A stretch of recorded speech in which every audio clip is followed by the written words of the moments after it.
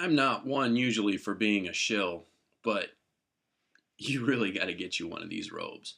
I put it on, and boom, we've got content. Content, content, content.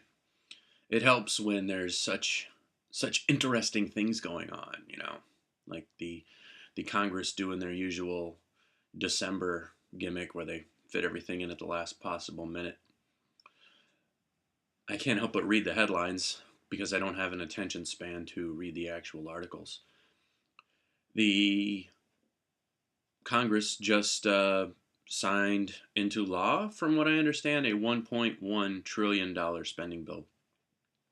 Sounds really staggering, but whenever I read something like that, what I do is I take a look at what our gross domestic product is, GDP, right? And what GDP to me is, and I'm pretty sure this is the definition of it, is what our country is capable of producing in monetary value. It's how we use placeholders to determine what we're capable of. Look at money as a placeholder, not as some weird, strange entity. So the amount of value that our country is capable of generating equals the gross domestic product. In my understanding, my limited caveman understanding. So, what is our GDP right now? Unless I miss it, let me take a look just so I read it directly off of here. Is 17.5 trillion. So, calculating the numbers, 1.1 trillion off of 17.5 is, it's not quite 50%. If you look at other countries, and when I was growing up, this is what my dad told me.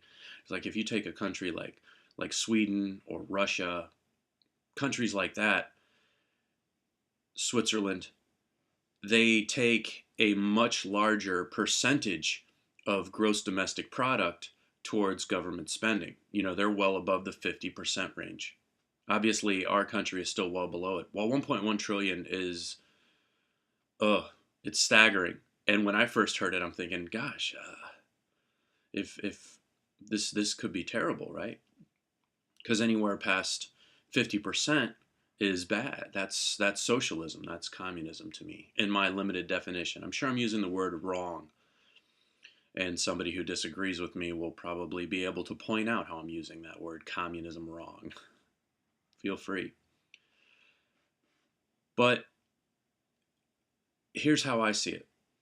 When you have government spending of 1.1 trillion, that means that 1.1 trillion of the 17.5 trillion that we put forth into the air is taken away and used in a way that's legislated by law, not necessarily supported by a market the whole way up. And I think when that number is too high, it's dangerous. Because, in my opinion, there's only certain things that the government and law is qualified to have control over. And other things very much need to be left alone because they can't be controlled by what we'd like. I may be oversimplifying it, but let's say you like an ice cream sundae. There's many parts to an ice cream sundae. There's the milk, the cream, the sugar, the fudge. So we're having a little government, and you legislate that everybody will receive 2 ice cream sundaes.